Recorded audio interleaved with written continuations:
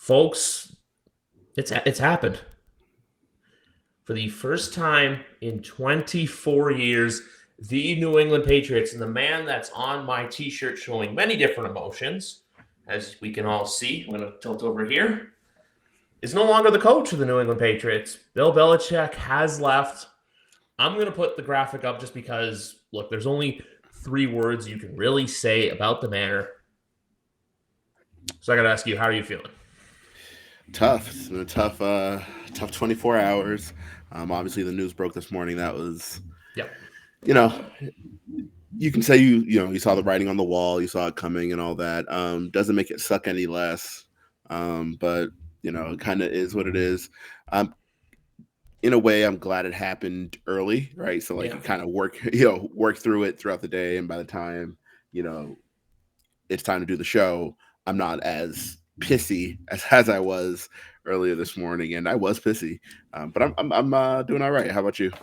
I'm doing good. I was kind of anticipating it. It's just so weird considering what's transpired over the last 36 hours now. Because look, the Vrabel, it was more the fact that he was fired and not like stepped away or mutual parting of ways. The fact that they just basically told him to get out.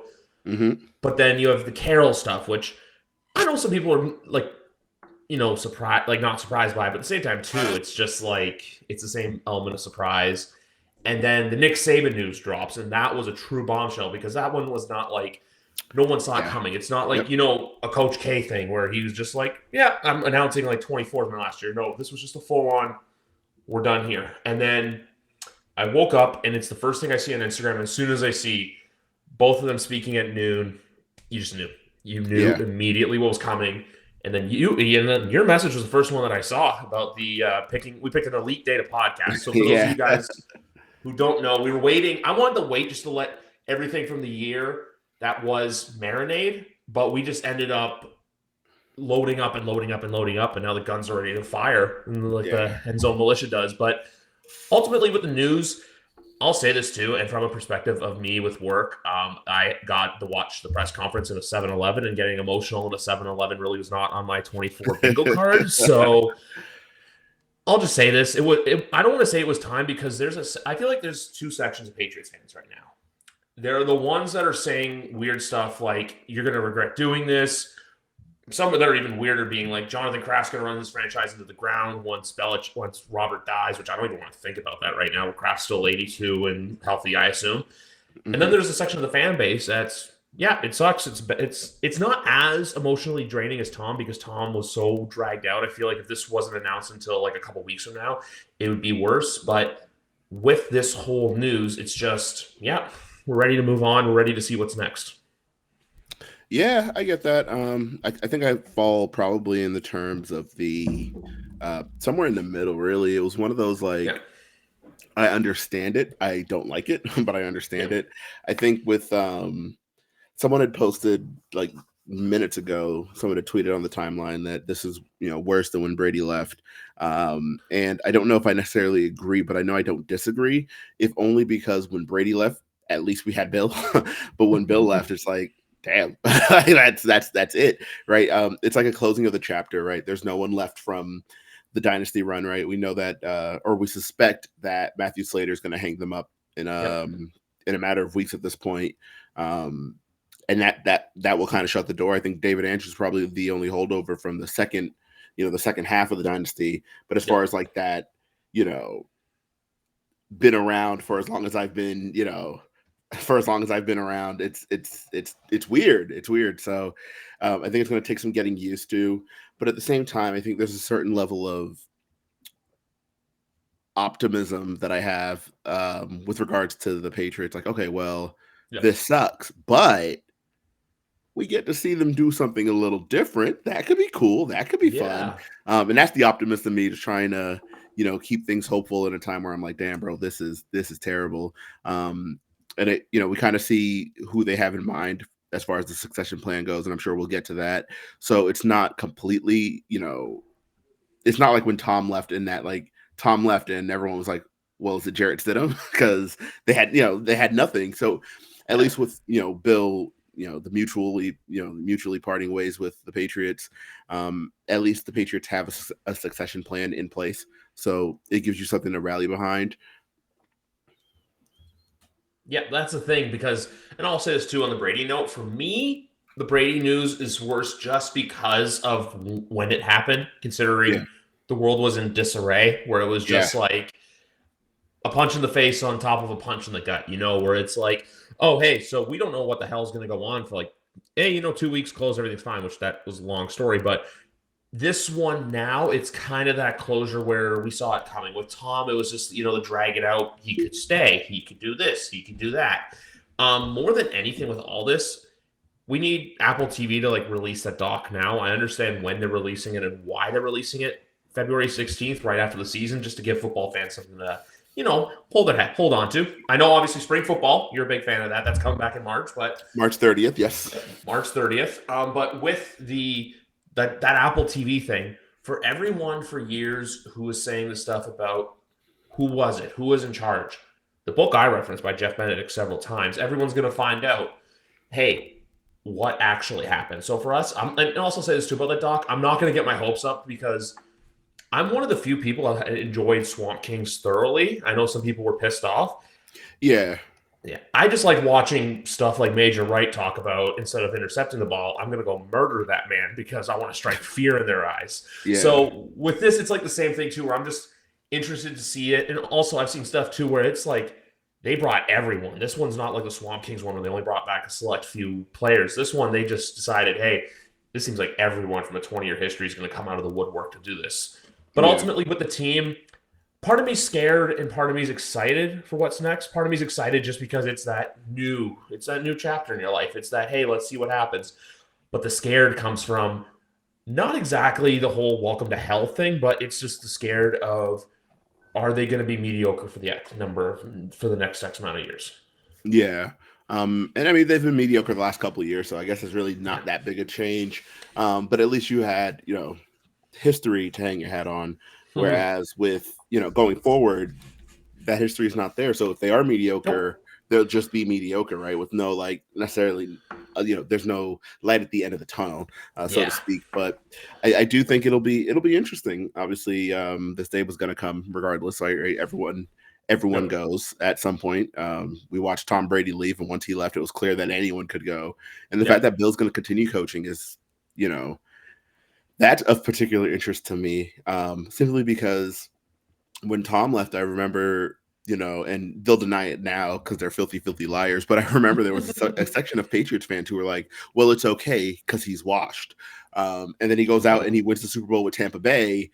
And everyone then, about faces. And it's like, well, they shouldn't have ran him out the door. He's clearly not washed. And I'm like, well, I watched you say he was washed and then he won and now he's not washed. I wonder if Bill goes to Atlanta, for example, and he takes them on a deep playoff run or, even to the Super Bowl. I don't really see it, but say that happens. I wonder how quickly people turn like, well, Kraft shouldn't have let him go or they shouldn't have pushed him out, because that's kind of what people do, right? They have these ideas of like, this is how it should be. In the minute things kind of flip, they pretend they never said what they said. And that I find that to be so supremely annoying. So I'm curious to see, with Belichick continuing to coach, how that looks. If he does go down to Atlanta, and I keep mentioning Atlanta because that's like the name that's most connected to Bill Belichick. But if he goes down to Atlanta and they pull out a 12-5 season and playoffs and make it to the divisional round of the NFC Championship game,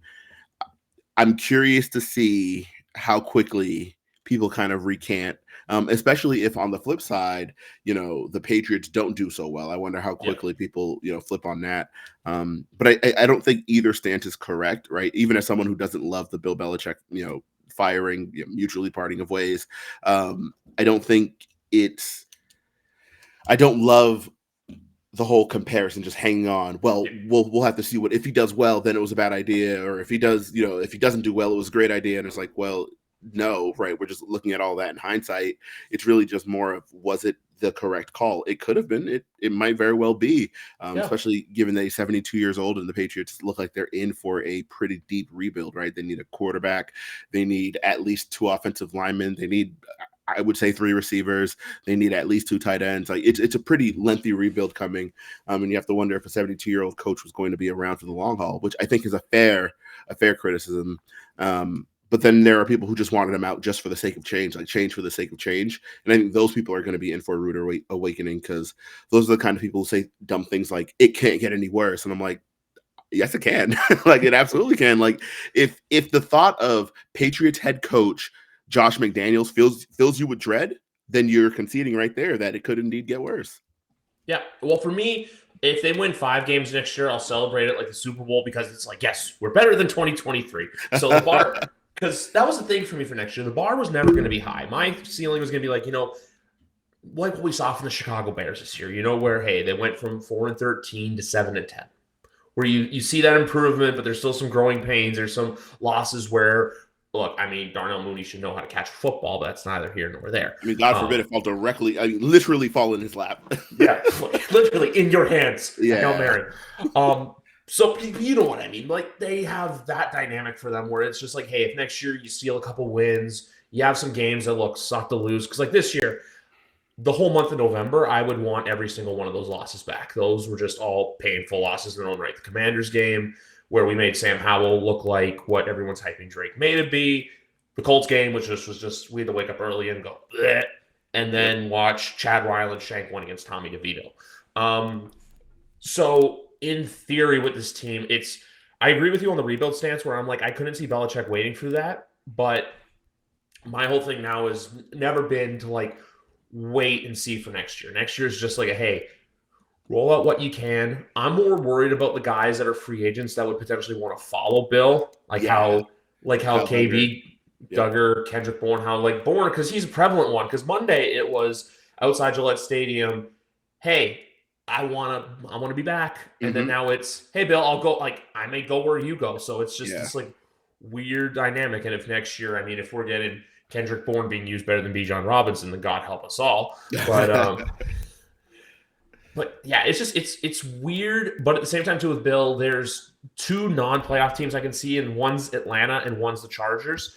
I would rather NFC, just so you don't have to deal with the return next year, because I don't want that circus coming back to town whenever it happens, because it's going to get drilled into the head. But the one thing I will say is, though, I do want to see him win a Super Bowl for one reason only, and that's to shut up the was it Brady or was it Belichick? Shit, yeah. I want to shut that crowd up. And also, I'm going to say this to you: your Tom Curran was coming out a little bit there. Are we sure you're Tom? You're not playing Tom Curran today, or I like Tom Curran. I know he got a lot of shit this week. Generally speaking, I like him, but I know that folks were not happy about it. And then I thought it was, for as much as I like Tom, it was really weird the way the media rallied around him. Yeah, our guy got it right. Get him his flowers. And I'm like, he's a reporter. He didn't come on. He didn't defuse a bomb. Relax. That was he was weird. Speculating. Yeah, and it worked out, and it's informed speculation, but a speculation all the same. Yeah. So that was weird. That was weird. Yeah. And the only other thing too now is just watching. I'm sorry. Apart from how bad Sunday's game was, the fact that we had to hear Chris Myers say a million times, well, if you didn't hear, Jay Glazer said this. And I'm just that was annoying. Yeah, that was annoying. The one saving grace with this team, though, is, look, having the 3rd overall pick, which I've seen some people say, trade up with the Bears, or get for Justin Fields. I'm like, no. Why would they do that? That's just setting themselves up for bad. BQBA. That's all I want, unless a kid from Ohio State is just sitting there in their lap. That's the only exception. But I think he will be. He will be. But there's a part of me with the draft. I'm going to transition to that. There's 2 arguments of the draft. If they go Marvin Harrison, Penix may be there at 34, but I don't think he will be, because I know everyone's saying Monday. I'm going to say, that was a massive overreaction, saying he blew his draft stock. I've never seen anyone's draft stock plummet. I'm just like, he had one bad game. If they lose the Sugar Bowl, he's a top 10 pick. Yeah. Yeah. They lose the Sugar Bowl, he's a top 10 pick. So with New England, I'll say this right now, I want to focus on the offensive playmakers in the draft, and I'd rather get a lineman in free agency. Go out there and pay, not saying pay Juwan Taylor because he's a false start machine, but, give that kind of contract out in free agency as opposed to drafting someone. Yeah, go out there and get yourself a Jonah Williams. I think you do both. I think you need multiple linemen, right? You need starters. You also need backups. I don't think they have any quality NFL backup tackles, right? And most teams don't. But you have Calvin Anderson, who's been ill, and he's not really locked in, right? Like we can't just be like, oh, he's going to be back healthy and all that. I read earlier today he was hospitalized twice this past year. I knew about one. I didn't know it was twice. That's pretty insane. So we can't just assume he's going to be there. Badarian Lowe can't play left tackle. That was very clear. Connor McDermott's like 38 years old. So I think they need to draft the tackle. But I also agree that they should probably go out and sign one, right? Get you a nice someone who can start, and then get you someone who you can develop. But I agree though. The offense needs an overhaul. I'm not breaking any news here. I do think though that the correct move is to go ahead and just get your quarterback, because I don't know that even if you're bad next year, I don't think it's guaranteed that you're top 5 bad, right? I think that's where it gets kind of dicey, and who knows? Quinn Ewers will be out. Will be in next year's draft. So like obviously there's a high profile prospect right there. But I feel like every year everyone's like, oh, next year's class will be better. And at some point the better just has to come. So take the quarterback you have here. You take the quarterback now if you're in position to do so, right? You're picking 3rd. I think quarterbacks go 1, 2, and then 3, right? I think it is a 3 quarterback class. As much as people don't seem to think it is, but there's a Heisman winning quarterback from the Bayou who is entering the draft. He's 23 years old. I'm sorry, that's going to be a top 10 pick, right? Like that. People are deluding themselves. Well, he'll be there in the 2nd round. I'm like, no, he won't be. That doesn't happen. Like that won't happen. And to your point, you mentioned Michael Penix Jr., whether or not he'd be available, at 34. No, I don't see that happening either. I think he's someone who goes in the teens, because teams need quarterbacks. And there's a lot of teams right now who need quarterbacks, even teams that we think are all set at quarterback. We know Washington needs one, even though they have Sam Howell, and they started the year like, yeah, Sam might be the guy. He's not. Justin Fields in Chicago is a giant question mark. I think they're a team that very well may take, Caleb at 1, right? Or at, where's the second pick? I think 6, right? Where do they pick for themselves? It's 9. Okay, cool. They may take a quarterback at 9. I just don't think in that top half of that draft, to say from 1 to like 13, I can absolutely see 4 quarterbacks going, right? And that's just something that happened as a result of the NFL needing players at that position. So I think it's absolutely going to be a case where, if you wait around to, maybe get someone at 34, you're going to just end up missing out. I don't think you're going to find a starting quarterback in the 2nd round. And I think history has shown us, especially recent history in the last, I'd say even 10 years, you're not finding a quarterback outside of the 1st round. Like it's just not really happening unless you catch lightning in a bottle with someone like Brock Purdy. It really doesn't happen all that often. You have the opportunity, take your quarterback, because at this point, the Patriots do not have a quarterback on their roster right now who you feel comfortable can go out there and not even win you a game, go out there and steady the ship, keep you in it as it goes, right? We saw what Bailey Zappi was. We saw Mac Jones, turn into a turnover machine, and Nathan Rourke. I mean, come on, let's be real here. So if you can take your quarterback, especially because I do honestly believe, like philosophically speaking, you can find wide receivers anywhere, right? And that's not to say like they're not important. It's just it's a lot easier to find you a nice wide receiver than it is to find you a nice quarterback. You can go out and trade for T. Higgins.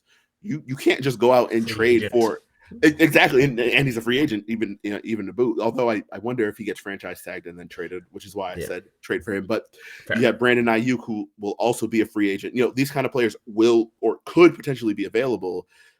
There are no quarterbacks who are going to come available that you're like, yes, go out and get him. It's going to be like Russell Wilson and then a bunch of guys who've been bouncing on and off of practice squad. So take your quarterback, worry about, playmakers elsewhere, especially because you can find, the inverse of my first point of like, oh, it's really hard to find a quarterback outside of the 1st round. It's not that hard to find a wide receiver outside of the 1st round, right? We see, players like Michael Pittman Jr. was a 2nd round pick. Then he was a free agent. Right. Like these are guys who are available. You know what I mean? You'll be able to find them there. Take your quarterback and figure out the rest from there, because quarterback is the most important position in sports. Like, singularly speaking, it's the most important position in sports. If you don't have one, you need one. Go out and get one. Don't get cute on it. Oh, we'll wait till next year, because what happens if next year you're now 6-11, right? And now you're picking just outside of the top 5. You're picking like 8 or 9. You're now in a position where I now have to decide if I'm going to trade up and go get a guy or take whatever guy falls to me. And the Patriots already did that whole let's wait around and take the guy who falls to me, and they ended up with McCorkle. So and again, this is someone who, generally speaking, I kind of liked Mac. So I mean, I did too. My one game at Gillette was me wearing a McCorkle jersey. I'm a McCorkle fan. It's just eventually it was the Colts game where I was just like, yeah, enough's enough. Like, pull him out. Same. From there, I was like, oh, well, this just can't keep happening. The way he threw that interception, I was like, oh yeah, this guy needs to sit. Like, it's over. And I just love the whole putting on pounds of muscle. And there's a TikTok of his girlfriend constantly feeding him cookies. So I'm just like, how much muscle are you really putting on there, buddy? Like, I'm a bigger guy. So like, I really can't comment on that. But at the same time, too, I'm just like, careful what you say there, McCorkle. I completely agree with you, because this isn't a team where, like, and also I want to say this because this has been coming up of people saying, oh, why didn't the Patriots draft Lamar Jackson in 2018? And my rebuttal to that is, why would they? Because, where everyone's like, oh, they could have had him. I'm like, yeah, what are they going to do? Just have him sit there and wait to be the heir apparent to Tom? No, they were not going to do that. So you kind of fuck yourself by doing that. But at the same time, too, you just can't do that. And even going back to the waiting for next year or hoping someone falls to 34, if they were a fringe contender, or if they were a team in the playoffs right now, say where Miami is or where even a Pittsburgh is, yeah, I understand doing that, but you're not. You won 4 football games the entire year, including a great win on Christmas Eve, which I know people wanted to lose. I thoroughly enjoyed the Christmas Eve win in Denver. Oh, yeah. Oh, in Denver? Of course. Yeah. And just the Bryce Behringer firing up Chad. But that's the thing. So my thing is, unless Williams or May fall to 3, you take the kid from the Bayou. I know at the beginning of the year you were kind of skeptical on him being a top 10 quarterback, but now things have changed. Things have changed. Like, he's the guy that you can rely on to make plays. And even going back to the other situations, like with Justin Fields, I think more than anything, the Luke Getsy firing was the writing on the wall for Fields is out. Because if you bring in a new guy, they're going to want to work with Caleb. Apparently, Bears brass really want Caleb, so they're going to draft Caleb unless they pull Vontae Mack on us, which I know it's not the best movie, but it's one of those bad, good movies. I always watch. I love that movie. I watch it every year. It's a good movie. I'm sorry. It's dumb, but I like it. Exactly. So with that, then you can go, and then there's so much wide receiver talent, even tight end talent too, which there is a tight end prospect from Monday's game that I really wish was available this year, but is not. That's Colston Loveland from Michigan. Mm-hmm. Looked really good. And speaking of Michigan, remember how a few months ago I said to you, Michael Penix Jr. to the Broncos, which still could happen? Mm-hmm. I think there's a world where J.J. McCarthy is a Bronco, because Sean Payton's going to use him exactly like he did with Taysom Hill. Yeah. Minus the creatine. Yeah. Yeah, he's like Hill without the muscle. Yeah, I like that. I think that's a fun pick if it happens. I wonder where McCarthy goes. I think he's the player that I'm the most confused about where he goes eventually. Yeah. He's 20 years old, super young. He has all the raw talent in the world, but he's the kind of player you can see busting. Really, pause. You can see he's the kind of pick that can go bust very, very easily, just because like you look at it and you're like, yeah. Yes, he's a great athlete. He's probably someone who's a great college quarterback. Will that translate to the pros? I think that's a fair question, but that would be a lot of fun. I think so too. It's just that like whole questioning. My thing with him has always been, I know he can make plays, but he's never really had the game where, the whole entire game's put on his back. Kind of like what we saw from Penix, where I know everyone likes to say, oh, Penix is Penix that. I'm like, look, put the holding calls aside. His offensive line was not giving him time to throw. And even Washington's got a ton of weapons that are probably going to be there. I don't think Odunze will be there, but like a Jalen McMillan at 34 could probably be there. Yep. Even the tight end from Washington as well. I think Jack Westmore. I'm not sure if he's draft eligible, but like he could be there. And even if I got to take a look at the wide receiver draft, like I got to start doing my draft research, but like, that's your point. At 34, you can go and get someone. Even in the third round, you can find someone. Like we were saying too, like all these guys, like Deebo Samuel was a second-round pick. DK Yep. Metcalf, AJ Brown. I know that's bringing back painful memories for Pats fans, but you Yeah. can't control the past. But when people do all that stuff, I always want to say this: you can't control the past. You can only look ahead to the future. Yep. That's the And big yet there thing. are And even people who are still crying about N'Keal Harry. So, oh my guys, 5 years ago. And it's now we over. can't and even still, now the whole Belichick thing, you can't say anymore, oh, Belichick this, Belichick that, because for all we know, if he goes to Atlanta, he takes Brock Bowers 8, and they just misuse the entire Atlanta weaponry scheme, even though I doubt that happens. Yeah. More than where would Belichick go, besides the Gerard Mayo report that came out, who's McGarvin's number one pick to coach this team next year? If Robert Kraft came to you and drove to your house and came in through that door that I see right over your shoulder and said, I want you to pick our next head coach, who is your guy? Tough. Yeah, that's a really tough question because you could give like 2 or 3. Yeah, all right, so the first name that comes to mind, and it might not be very popular, I like Brian Johnson, the offensive coordinator for the Eagles. I know Eagle fans right now are not very happy with him. I really like how he utilizes Devontae Smith and AJ Brown, right? It's not this just gung ho all verticals all the time scheme like they ran last year. So I really like that you can get he does a really good job getting AJ Brown involved deep and intermediate. He does a really good job of getting Smith involved at all 3 levels, and I really like the way he employs, even though he didn't play a ton this year, Dallas Goedert. And then their running scheme, I think, is supremely creative. Right? They have this it's not quite wide zone, but it's this one cut offensive style where it's just find the hole and go. And I think that's something that could really work for someone like Ramondre Stevenson, even though I think he has all the shimmy to kind of make a move in the hole or whatever the case is there. But I think just finding him a lane and letting him go, get upfield and get vertical, I really like that. So I think Brian Johnson from the Eagles is currently is a name I really like, right? I don't know necessarily that I want him to coach the team, but that's he's a name I really like. I know people really like Ben Johnson, and I don't know, the last month and a half, how has that not soured more people? I think what Detroit's been doing, I think obviously they've been winning games, so that cures all. But schematically, you're seeing what they're doing, and you're like, this isn't the same guy from October, right? He's not lighting the world on fire anymore.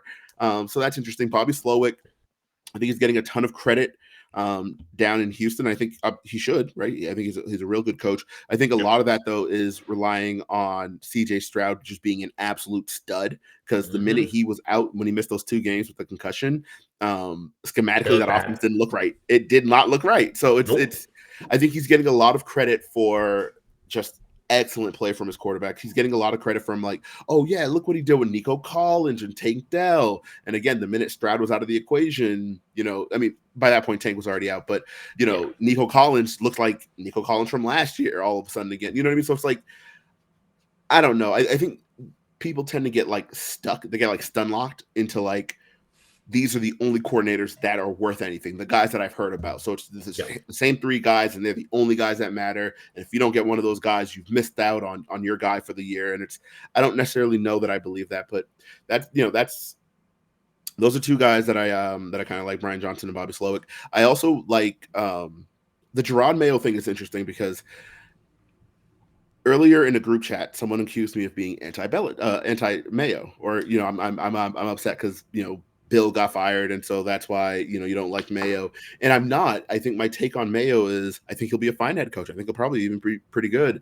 I just don't love the idea of the Patriots immediately going to, hey, we have this guy, we have head coach at home, and we're just going to go with the head coach at home, as opposed to doing a nice thorough look across the league and seeing what's out there. Just because I don't love the idea of, hey, we already have this guy here, let's keep him, but we moved on from the other guy because we wanted a fresh start. It's not a fresh start if we're keeping the same guys who are already here.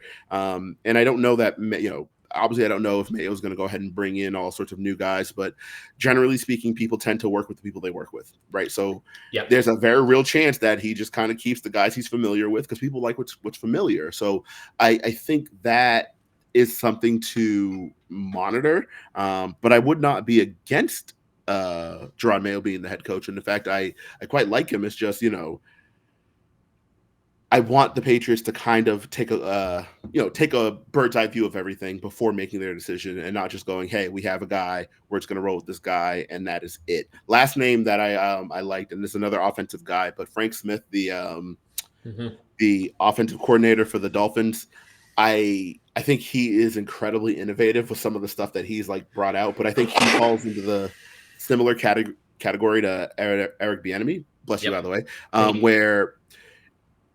I think it's fair that people are going to question whether or not he's the guy over there, because he's obviously with Mike McDaniel, so people are going to look at like, well, is he actually putting together the offense? Did he actually scheme up this like really clever the little motion they have, or the little like the plays where they kind of hide Tyreek Hill all over the formation and things of that sort? Did he really create that, or is he just kind of running what McDaniel has? I think it's probably more than that, and so I'd be interested in that as well. It's just coaches like that always kind of give me pause, because you're coming over, you're not bringing the weapon with you, right? So like, it's really. I don't want to trivialize it, because I'm sure, coaching in the NFL is hard. Coaching period is hard, but it's really easy to look great when you have the fastest player in the NFL and he can just fix shit. You know what I mean? So if you're not bringing that guy with you, I don't think you're going to have Tyquan Thornton running that little, the motion out, wheel up. I don't think that's going to happen, but that's another name that I'd be interested in seeing as well. So Bobby Slowick is my non-New England candidate. That's my big one, just because of what he's done with Stroud. Obviously, look, they had a couple bad weeks. Obviously, you're saying without, but he has a real chance this week to prove himself. For as much as the Ben Johnson in Detroit has been impressive, I completely agree with you there. Where I'm just like, I think he needs to go to that team that's like, truly bottom of the barrel. Now I know New England's they're 4-13, but like, you know what I mean? Like a team that forever that has nothing that going on. Yeah, nothing going on in Carolina, but who decided they want to interview everyone for some reason. Like they're interviewing, I think, 12 people, which just sounds insane to me. Or even if you want, like, LA's another outside candidate, I think, for a guy like him. Like get the innovative offensive mind with like Justin Herbert, who's ready to go, but at the same, because that's going back to Bill quickly with LA. For as cool as it would be, they are not in a good situation salary cap wise. Correct. That's the thing. Yep. And Atlanta's in a decent salary cap situation. So that's why I feel like Atlanta's the more likely candidate, unless a wild card team that, had no business losing does lose on Sunday, which one of them would absolutely would email. I could not. I would no. It's like Tracy Morgan in the car in that movie. Nope. Hell no. No, it's just like burning gut feeling, because with Tampa it was just like, really, Tampa? But with Dallas it's just like, oh my god, it's just bad. Which I have a bit of a hot take with you with Dallas, because there is one player on. So for the last few years, like 21, I was like, Amari Cooper's gone after this year for salary cap reasons, and I said the same thing with Zeke this year, which I like Zeke in New England, no problems with him, especially too. We saw what he could do when Ramondre went down. Yep. But Dallas is in a fun pickle of a situation this offseason. So Dak Prescott's probably going to want to rework his contract to get more money. Sure. They have a defensive player who's probably going to go, hey, do you see what Max Crosby, TJ Watt, Myles Garrett, and Nick Bosa are paying? Give me on that level of $30 million for a defensive edge. That could potentially leave a wide receiver one on the outside looking in. It's very crazy. It's very, very out there.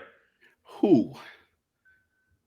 Number 88. Ooh, no way. No way. It's a very out there hypothetical, because I'm looking at it. Unless Dallas somehow finds the money, I just don't see a world where they give Dak a restructured deal, Parsons $30 to $35 million, because Lamb's going to want the same amount of money. So I'm just saying, if the taking's there, if you're Bob Kraft, do you sniff around at that, or do you just that's like the hypothetical dream scenario, like when you're in high school and you see the girl where you're just like, I'm going to ask her out, and it usually ends up with you just being laughed at. So that's the situation, but that's just a player I wonder with free agency, where I'm just like, if you're CeeDee Lamb, will Dallas be willing to pay you or not?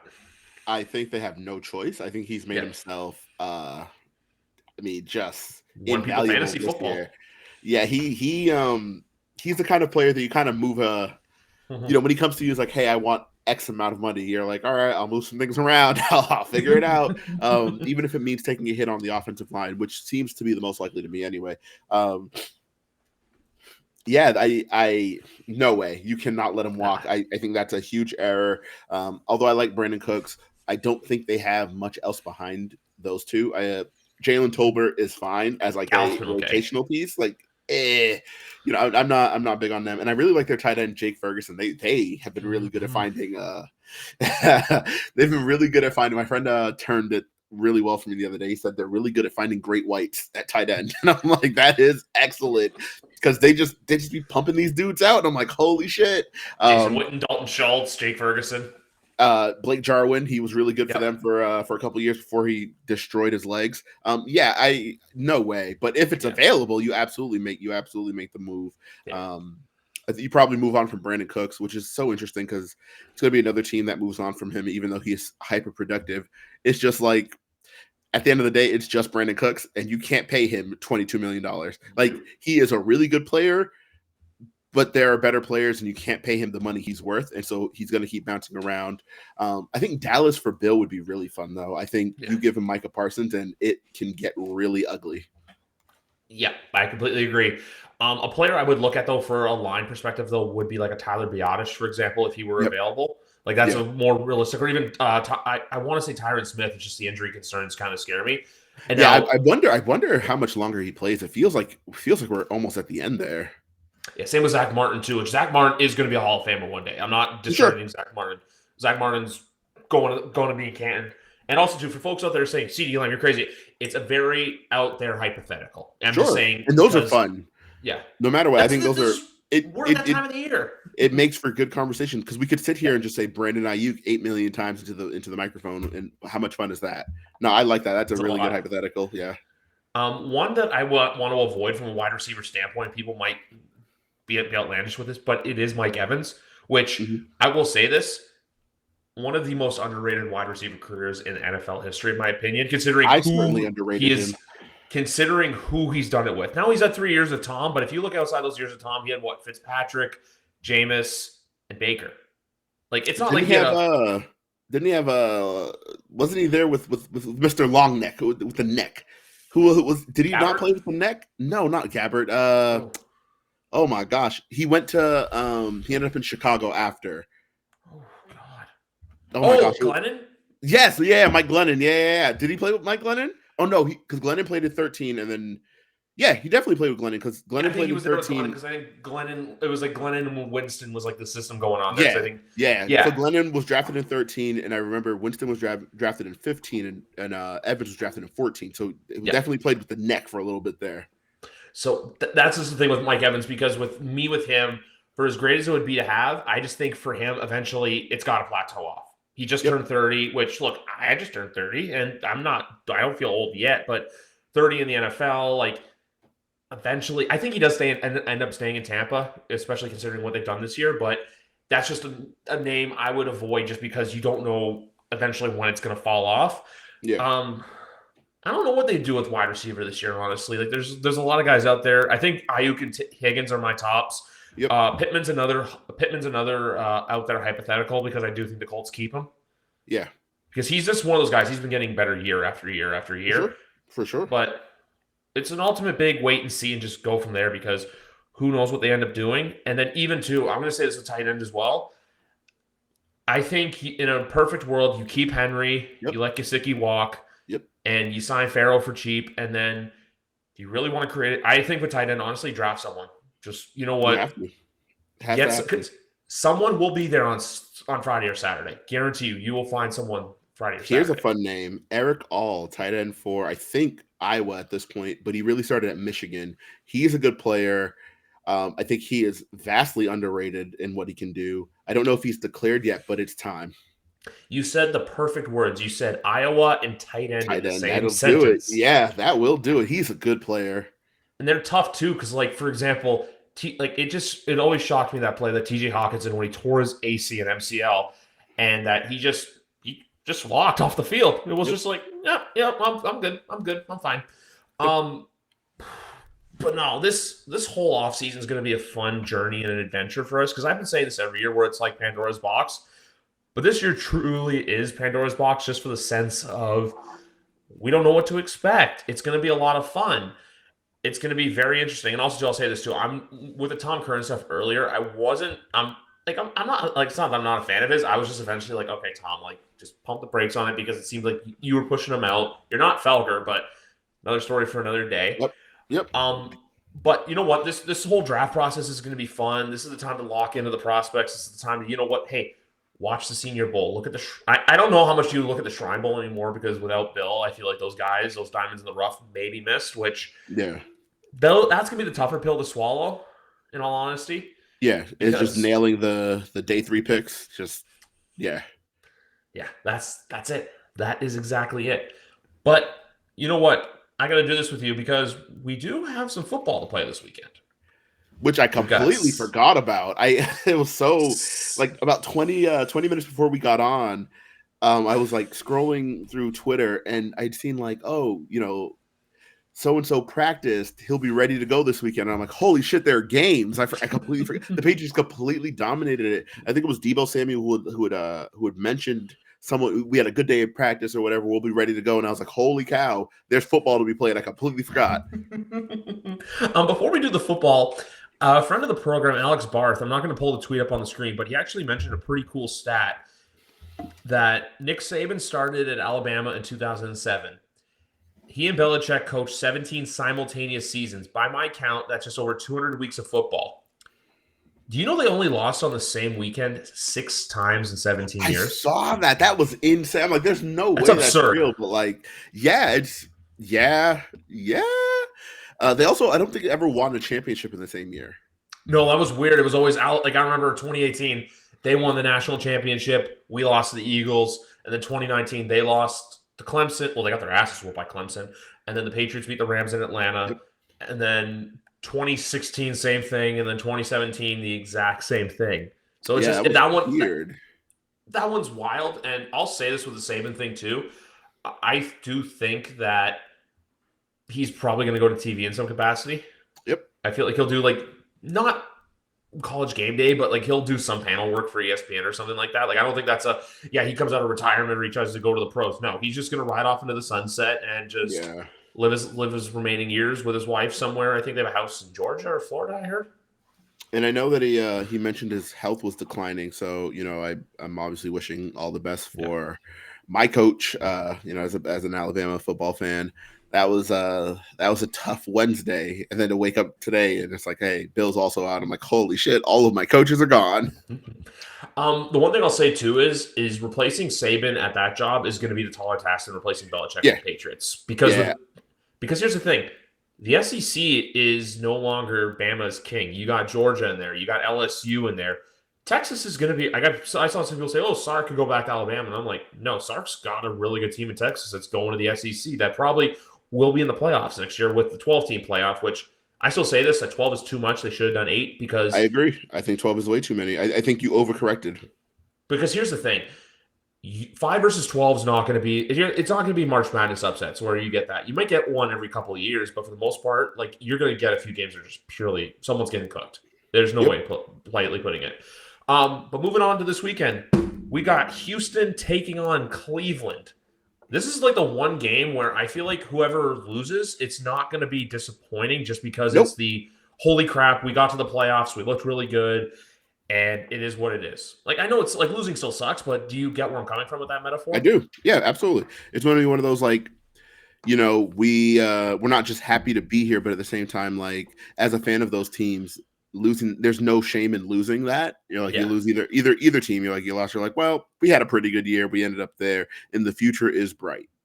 Exactly. As I stare at, and I'm going to say this right now too, I know we rag on announcers a lot, but I'm looking at Kevin Harlan right now, and the fact that he called the Jalen Reagor kickoff return TD, that was just chef's kiss. He is my favorite. He is my favorite.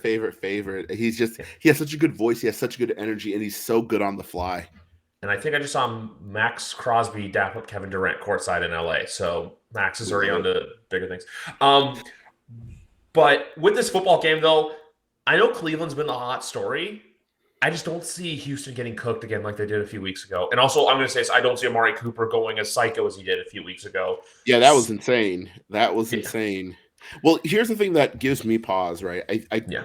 I think that Cleveland can replicate close to what they did. I don't think, obviously, Amari Cooper's not going to go for 8 million yards like he did last time they played. Yeah. But there's nothing on Texas's defense that, Houston's defense that makes me think, oh yeah, this can't happen again. I'm like, I don't know, probably could happen again, right? Like Joe Flacco's still playing well. Their O-line is still protecting well, and they'll have shots downfield. I think the bigger matchup though is going to be that Houston offense versus that Cleveland defense. That defense is insane, and I just don't see it for Houston. I think the biggest concern is going to be Charlie Heck on that offensive line for Houston, because he got absolutely destroyed when they played last time. He's their offensive tackle, and I'm like, he's gonna see a big dose of Myles Garrett again. And there's nothing that had happened in the last few weeks that makes me think he's not going to get cooked again. So I think that's going to be a tough look there. I do too. It's just, and also say this too.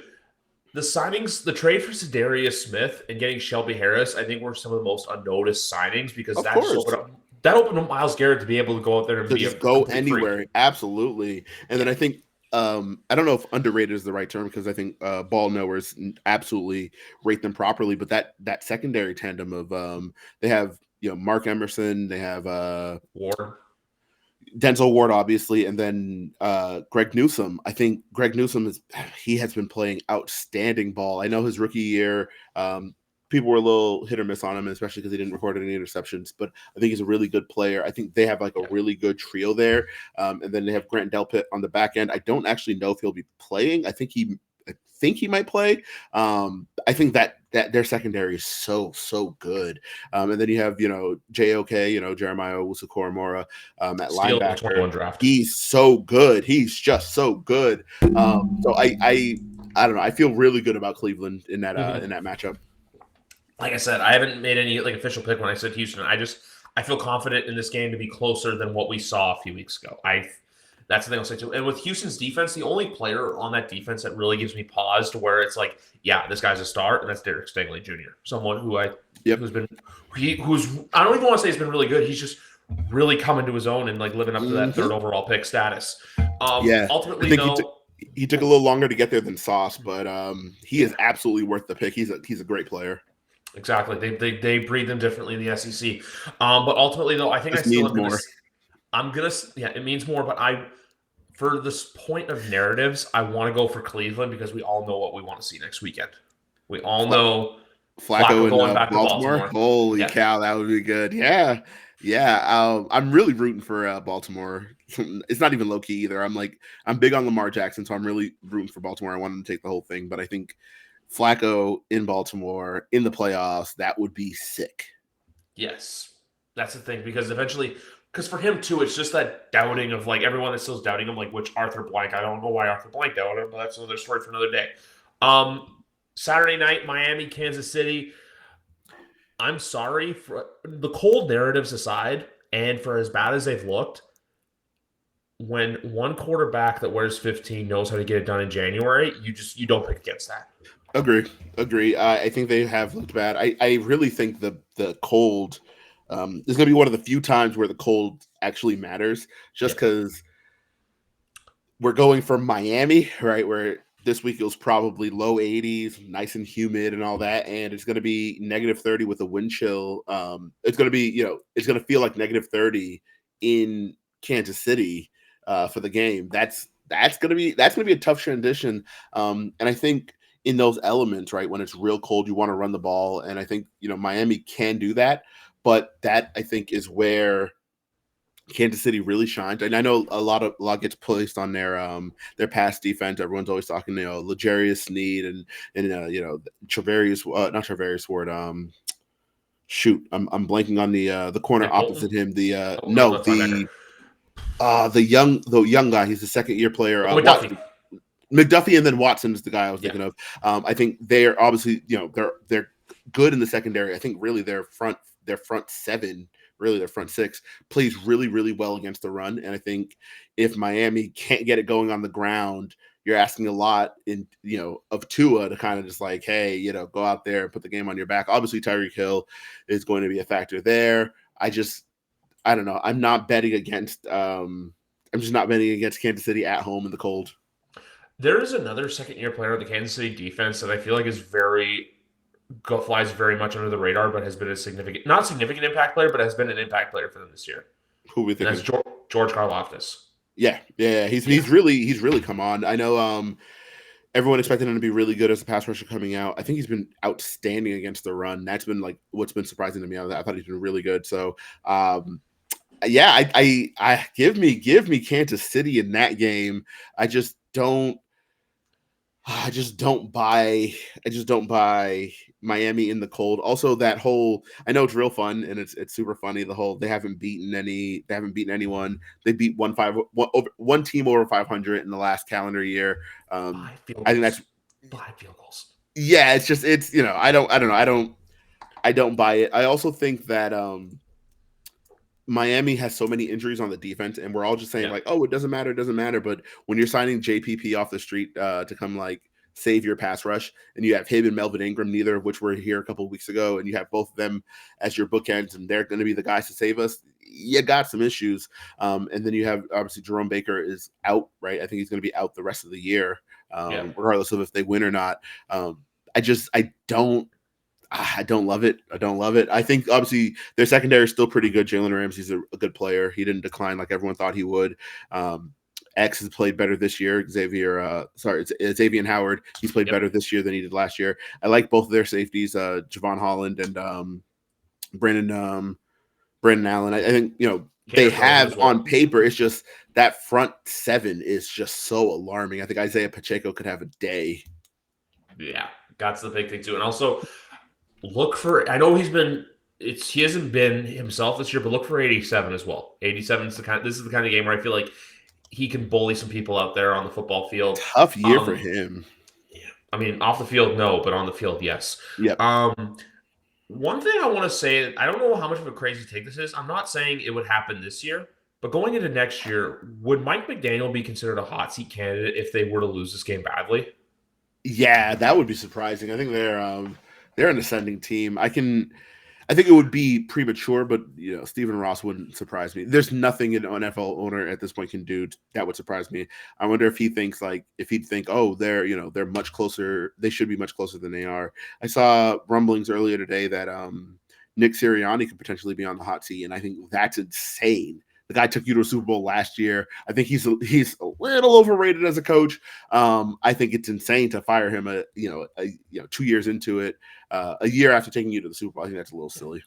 We'll talk about the game, but I think the only way they would get fired is if they got absolutely cooked in that game Monday night. That's, I think, the only way. If they were to lose it close, look, I think he stays, but they would have to lose by 30 points and just look basically they would have to look like what New England looked like against Buffalo 2 years ago in the wild card round for that to happen. Yeah. And when I say the Mike McDaniel fire thing, I mean, is next year the year where it's like you got to shit or get off the pot? For Mike McDaniel, that's what I mean by it. I don't mean he's going to get fired if he loses this game, but next year is it that conversation of when are you going to take the next step? That's where I look at for Mike McDaniel. So you're wondering if he'll be in the McDermott zone. In the McDermott / Stefanski zone. And I know Stefanski's probably going to coach of the year, but this year he was the hottest seat candidate because we didn't know what to expect. We didn't know what Mr. Sexual Massage Assault was going to do, even though now they basically took Joe Flacco around, which next year that's an offseason question for the Cleveland Browns. But yeah. And then Sunday, we open up with Buffalo and Pittsburgh. I'm going to say this right now. I have a really weird feeling this could be for Buffalo because I was saying this feels like the now or never year for them. Yeah. Because they've faced all the adversity. I don't think McDermott's on the hot seat anymore, considering they basically were left for dead and they won the freaking division. Yeah. And but I'll say this though. I think he might be. You think he might still be on the hot seat? Yeah, I think because like you mentioned, this is their their years, their shit or get off the pot year. Yeah. And there's only so if he goes out on Sunday, if he goes out sad, if they go out there and lose to a Pittsburgh team that has absolutely zero business in the playoffs, I think it's time. Yeah, that's the one place where I agree, because if you look at the last 2 wildcard round games for them, they almost lost to the Phillip Rivers-led Colts. Yep. And then Skylar Thompson almost went into their building and beat them last year. So I can see that happening. I'll say this about this game. I am still going to pick Buffalo to win, but that I don't know. I know you're not too much of a sports gambler, but that 10-point number scares me. No, that's way too high. Even with TJ Watt out of the lineup, which that's going to be a big blow for Pittsburgh, which I'll say this right. That's the thing too, because I think eventually, and someone said this today as a joke, where Rudolph's eventually going to crash the sleigh. Yep. So that very well, I like that. So that very well could happen on Sunday. So I still think Buffalo wins, but remember, a few weeks ago the Chargers were like 13-point favorites and they barely beat them. New England, hell, if it weren't for Bailey Zappi being stupid, I think the Patriots win that football game, which probably would have pissed off a lot more people. But so that's my whole take about this game, because I think I want to see this next weekend too, because for all the times the Bills and the Chiefs have played, Patrick Mahomes has never played in Buffalo in front of a crowd. Has he not? Was the only time he played in Buffalo was the 2020? Yep. Holy smokes! I never realized that. Every other game they played has been at Arrowhead since that game in 2020. So that's where I kind of want to see that, where it's like Allen going into that, Allen and Mahomes in that environment in Western New York, which if it were to happen, I'm only a 90-minute drive away, and I would seriously consider going to that game just because as a partisan football fan, unless it was supposed to be like stupid cold, then I would pass. Because I'm sorry, I'm not going to pay the money to go watch a Buffalo Bills game outdoors when it's freezing. If it's like 30s, I'll do it. But if it's like going to be like 25 wind chill, all this stuff, then no, absolutely not. Yeah. Green Bay and Dallas. This is. I don't see the Cowboys losing this game. I know Jordan Love's looked good. I know the Packers have come on as of late. I think this is just a chance for Dallas to really show, because this is the thing with Dallas. It's either they have something to do, they have the chance to do something very hilarious, or they have the chance to just kind of show and shut up everyone, and then next week do the hilarious thing when they don't get to the conference championship game. Yeah, that's an interesting game. I think the line is weird. It's Dallas is -7. I think it should be higher. I think this could be a grisly blowout. I know that Green Bay has come on of late, but I was going to say a really, really, really poorly worded sentence. I was going to say, "Oh, look who they came on," and I'm like, "Well, that's poorly worded." But all the same, I know they've come on as late. I don't think they are in the same class as the Cowboys, and I think if Dallas plays the game that Dallas can play, they blow them out. I mean, I'm talking grizzly blowout, like 45-10 kind of blowout. I think that Dallas defense is legit. I think it is absolutely legit, and that offense is what the offense is.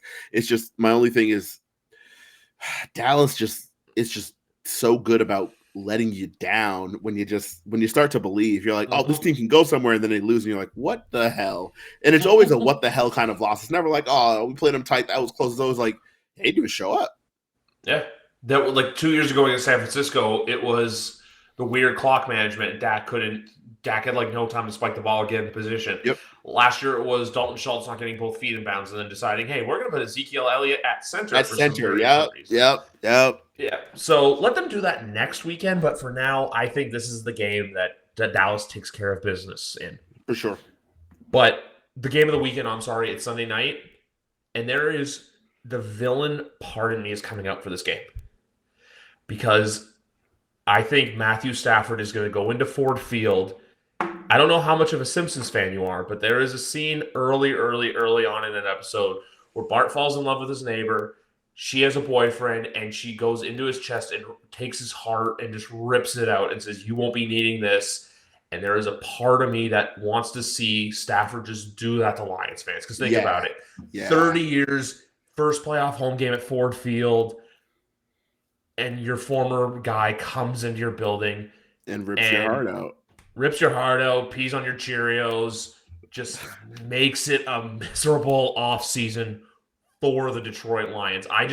Because also I'll say this too, for as much as we talk about that offense, that defense has looked very wonky throughout the entire season. Yep. I agree. Yeah, I want LA to win. If only because I think Matthew, even though he won a Super Bowl, people still disrespect Matthew Stafford, and I just don't understand why. He's a good player. McVay built a really good team over there, especially given his constraints. Yep. Right? Didn't have the draft picks, didn't really have the cap space. They're starting like a bunch of nobodies, quote unquote nobodies, and they're making it happen. So I want that to happen. I just don't know that it will. But that'd be fun. On the other hand, though, I do want Detroit to win, just so that we can just shut up with the whole they haven't won, a playoff game since 1991. Like, yeah, they have not won a playoff game in my lifetime, but all of that could change, and that would be that'd be a really good story. I just know people are going to overreact in if Detroit wins, they're going to overreact, and Dan Campbell's going to get a lot of flowers. But I agree with you on that defense just not being up to snuff. I think they have a good safety tandem. I don't buy Cam Sutton as a top corner. And when he signed in the offseason, everyone's like, "Oh, he's gonna be so good," and I'm like, "Have y'all watched him? Like, not really." So and it bore out this year. You saw he's been fine, but yeah. It's like, because I'll say this too, and for as much as CJ Stroud has looked good, but the fact that Puka broke the record, if I had a vote from the AP, which they were due yesterday apparently, he'd be my vote for Offensive Rookie of the Year just based off of everything that he did with breaking a 63-year-old record. But when it comes to this game, and I'll also ask you this too, because I very much feel like this could be it for Matthew Stafford. I don't know what it is. It's just this feels like it's it. And then he's going to be one of those guys that's going to be in that Edelman Hall of Fame conversation, which, unlike Edelman, I do think because he has the championship, he does get into Canton. I agree, and he's a quarterback. Yeah, that's the thing, too. He's a quarterback. He'll get in. He should have been MVP in that game, I feel. I agree. Donald. I agree. But you know how it is. It's, he's being carried, and Cooper Kupp had such a great year, la la la, and it's like, all right, you can't denigrate him for for giving his players the position, the ability to make plays. Like I don't know. It would have been Odell otherwise, though. But then he, obviously ripped his ACL. So one thing I want to say about this game, though, is how you were saying the overreaction stuff.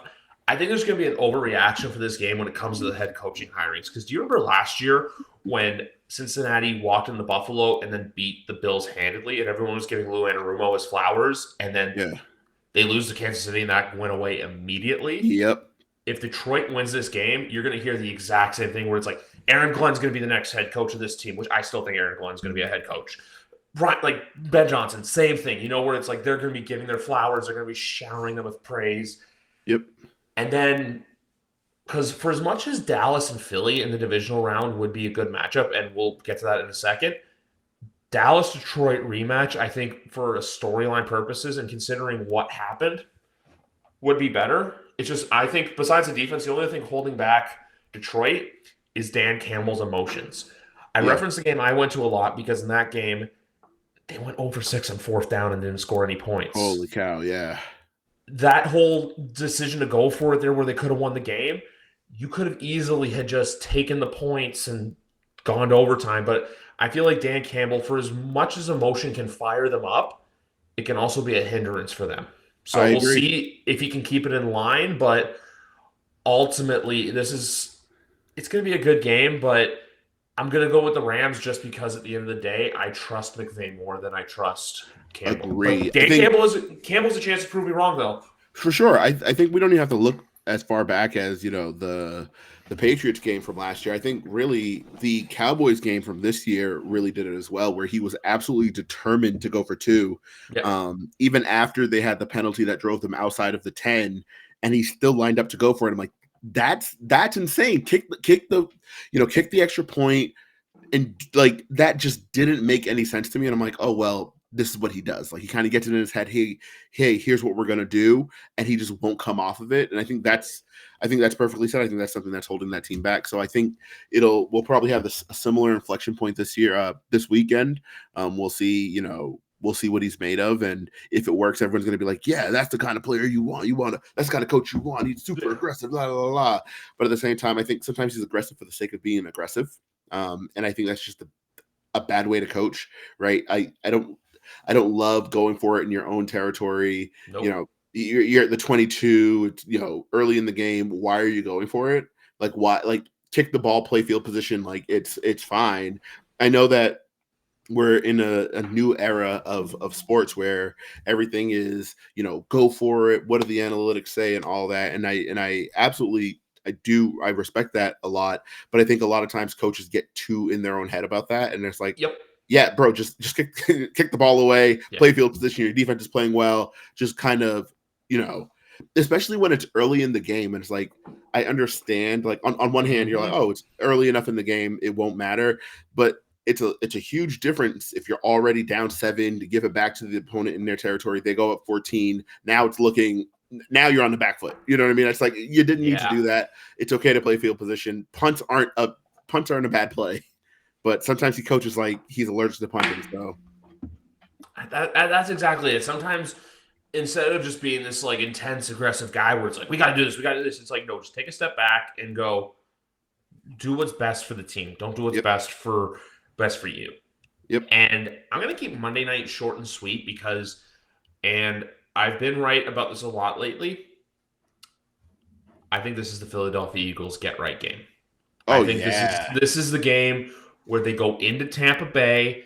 For as good as Tampa's looked, putting up only scoring 9 points against the Carolina Panthers. Panthers, man. Yeah. And letting Derek Carr clap your cheeks on New Year's Eve. Yeah. I think short and sweet is the perfect way to put it. That's going to be a get right game. Philly's going to do what Philly does. I don't think it'll be pretty, but I think it'll be effective. It'll be one of those games where, like, at the end of it, the score will say, like, 16-9 or something like that, but they'll have been outgained by, like, 120 yards and, they were more efficient or whatever the case is there. That's what I think anyway. Because what they did last Sunday was just, I'm sorry, that was pathetic. The fact that you let Tyrod Taylor just walk all over you. Yep. And 20 you laid down. Yeah. They laid down and died, even to the Arizona game, which, look, thank you, Arizona, because we have 3 because of that game. And I will say, I want to go off on a side tangent about that. I'm not sure how big of a hockey guy you are. Not big. That was my favorite moment of the year, though, was Kyler Murray walking into Philly wearing a Pittsburgh Penguins uniform. Oh, the Penguins jersey, yeah. Loved it. But going back to the game, I just think this is the whole thing with Baker Mayfield where this is it. And also, I'll be prepared to say this. If they lose and it's really, really bad, like if they get outgained and they lose by like 20 points, this could be a game where Todd Bowles gets fired. I know it's kind of weird, but he's not a great coach, and he's never been a great coach. I just don't see it with him. Nope. We know it from this time with the Jets. Obviously, the Patriots were dominant back then, but like we know with the Jets, he was just too conservative and was not a good coach. And he's another one who got aggressive in like really weird situations, almost to like prove people like, oh, I see I am aggressive, and I'm like, not there, not like this, It's like the one annoying guy who's like just doing something to impress people, but in reality, you just end up looking stupid. Yeah. I'm not big on Todd Bowles. I've never been big on Todd Bowles. If he goes packing, that's fine too. Yeah, I'm not saying he's going to, and also I'll say that with Nick Sirianni too. I don't think it would be a matter of him getting fired. I think it'd be a matter of if they were to lose and not make it. I think if they were to lose Wildcard weekend, it would be where the conversations went intense, but then it's that thing where it's like, hey, next year you got to be like back to what you were in 2022. Yep. Unless then you go. I can't see them firing him after 2 years. I know they got rid of Doug Peterson after 2 years after winning a Super Bowl, but I think those circumstances were much different than this. I agree. And if I remember correctly, they hadn't even intended to fire Doug Peterson. Things had just gotten off the rails after the season, and they had towards the end of the season, and they had the meetings or whatever, and he had that interview where he was like, "I'm pissed off, Angelo," and that whole thing, and then he was just out, and I'm like, I don't think this was intended. It was just kind of a natural consequence of them having a tough year. Yep, that was just it. And the fact of the way they went out, just like pretty much going out laying on their backs to, I believe it was Washington. And And then then they ended the year with the Giants that year. I remember that, and I was like, yeah. Oh wait, no, yes, that was the Washington game. That's when they pulled. Oh my goodness, that was such a weird game. They pulled they pulled Wentz, everyone. and it was like a clear move for tanking purposes. Like, oh, we Yeah, just gotta for our draft position, and then they cut him, and it was like, wait, what? Yeah, that yeah, was a weird year.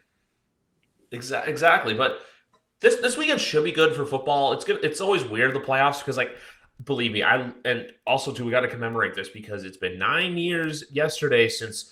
And I call this the most stressful non-Super Bowl game that the Patriots ever played in. And that was the divisional round game against the Baltimore Ravens. They go down 14-0. They Yep, tie the game. They go down by 14 again. They tie the game. yep. And then Jojo LaFell catches a game-winning Holy touchdown. shit! What a throw! What a Yeah. cat! Oh my goodness! And then Deron Harmon picked it off to seal it. I love that game. One of my favorites. I have to say my two favorite non-Super Bowls probably that one and then the Billy Cundiff 2011 AFC Championship game. That game was stressful. I did not love that game. Nope. I took years off of my life. I was like, holy cow, this sucks. One of my favorite games from the Patriots era, non-Super Bowl, not even a playoff game, and it was a loss. The game against the Packers in 2014. Holy cow, Yep. that was a great game. Great game. So I was like, that's fine. That one of mine, 2012 Monday Night Football, Houston Texans. Yeah, oh yeah. Yep. You walk in wearing the varsity jackets, you get your ass whooped. And just got absolutely thumped. Yeah. 42-4. I just remember seeing like Whitney Merciless, Connor Barwin, JJ Watt like coming in wearing these jackets, and I'm just like, well, what are you guys doing? And then another one that unexpectedly took years off my life was Week 3, 2017 against the Houston Texans, where that was the Deshaun Watson coming out party. But Brandon Cooks, was the Brandon Cooks touchdown catch. Yeah, I remember that. One of my most favorite Tom Brady touchdown throws was that one there. The one to Brandon Cooks? Yeah. Because just him getting there's the funniest thing because he gets his feet down and then some random guy just goes and taps him on the shoulder and I think like the cop goes up to him saying, "Buddy, don't do that. Don't do that." What was another one? LA 2018 divisional round as well. LA 20. Oh, when they the Chargers game, the no one thinks we can win anything.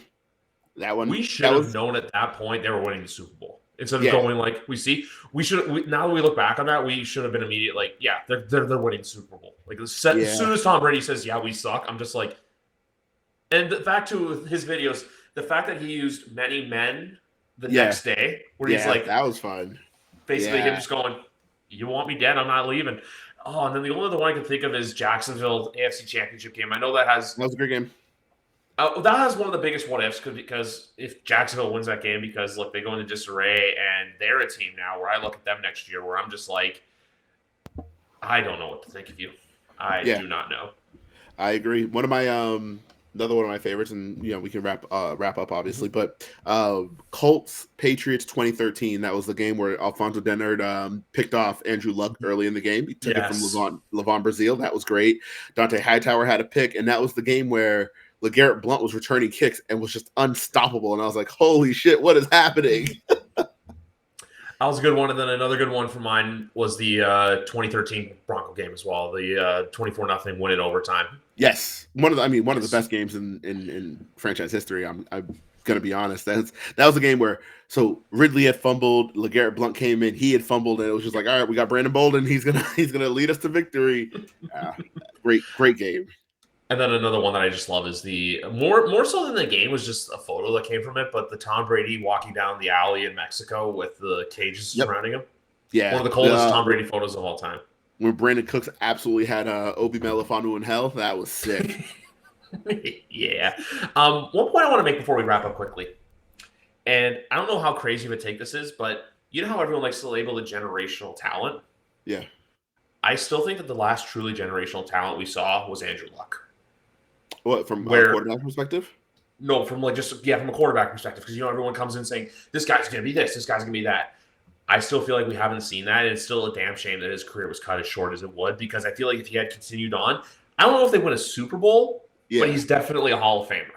I think Mahomes is generational talent. Oh, you know what I mean? Like from when the college to all that. Someone who was like touted as like the guy. Yeah, okay, that's fair. Yeah, I think. I know that a lot of people had Trevor Lawrence in that category. He was like the comp. Like everyone's like, oh, he's Andrew Luck. And he's just not having the pro career that a lot of people thought he would have. But yeah, I think Andrew Luck was the last one who came in and it's like, hey, this guy's going to be the savior. And he came out and was like, hey, I'm the savior. So yeah, agree. Because kind of like how he took a bad team and then like they went to Wildcard, which all their playoff mishaps were weird because like the first year, look, they went in and they had to play the Ray Lewis Baltimore Ravens in his last season, which you weren't beating them. And then there was the Patriot game in 2014. Yep. And then put the bullshit aside, the Patriots whooped their ass. Absolutely killed them. Yeah. Nate Solder touchdown pass, I believe, in that game. Yep, and James Evelyn had a nice touchdown as well. Yeah, it was a good one. It was a good one. But this podcast was a good one. It was emotional, but we also made it some fun. It was good. And folks, he brought the idea up to me, and I'm going to say it live on air now. He's going to be here all playoffs long. He's not going anywhere. Oh, yeah. He's not. He's going to be here all along. Want to also shout out Kyrie Thompson quickly. He was supposed to be on here tonight, but he had some stuff come up, so he will be back on very soon. Maybe next week, too, we even try to get someone else on to maybe dissect the Patriots stuff a little bit more and talk divisional round. But anyway, guys, another podcast in the bag. For McGarvin, I'm Griff. Once again, I'm going to say it. Thanks, Bill.